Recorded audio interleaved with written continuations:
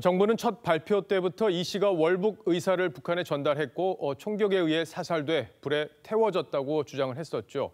하지만 북한은 통지문을 통해 총격 사실만 인정해서 논란이 불거진 바 있습니다. 그런데 우리 군이 사살되는 장면과 불에 훼손되는 모습을 사진 형태로 확보한 것으로 저희 취재 결과 확인됐습니다. 당초 감청에 의한 것으로만 알려졌었죠. 정부가 구체적인 물증을 더 갖고 있었던 겁니다. 하지만 이런 증거를 갖고도 우리 정부는 북한의 통지문에 아무 대응도 하지 않고 있습니다. 최지원 기자의 단독 보도입니다. 정부 소식통에 정통한 여권 관계자는 북한이 이 씨를 사살하고 시신을 태우는 모습이 담긴 사진을 정부가 확보하고 있다며 신빙성 면에서 사진이 찍힌 것과 눈으로 본 것 중 어느 것이 더 정확하겠느냐고 했습니다.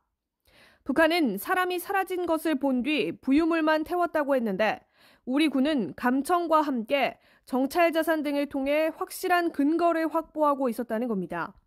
다만 강민석 청와대 대변인은 이에 대해 사실 무근이라며 부인했습니다. 이 관계자는 또 국방부에서 국회 국방위원들에게 공개하지 않은 자료가 더 있다고 했다고 밝혔습니다. 군 당국은 당시 소각 이후로 코로나 방역을 꼽기도 했습니다. 북한 국경지대 코로나 방역 조치는 무단 접근하는 인원에 대해 반인륜적 행위들이 한 국회 국방위원은 또 북한 해군 내부 보고 내용에 이 씨가 월북을 하겠다고 한다는 말이 있었고 죽이냐 살리냐를 물었는데 북한 상부의 고심이 커 쉽게 결론 내지 못하다 막판에 사살된 것으로 정부가 파악했다고 밝혔습니다. 결국 통상적인 월북 절차에 따라 이 씨가 북한에 구조돼 조사를 받는 절차를 예상했지만 김정은 정권의 잔혹함을 간과하면서 이번 사건이 비극으로 결말을 맺게 됐습니다. TV조선 최지원입니다.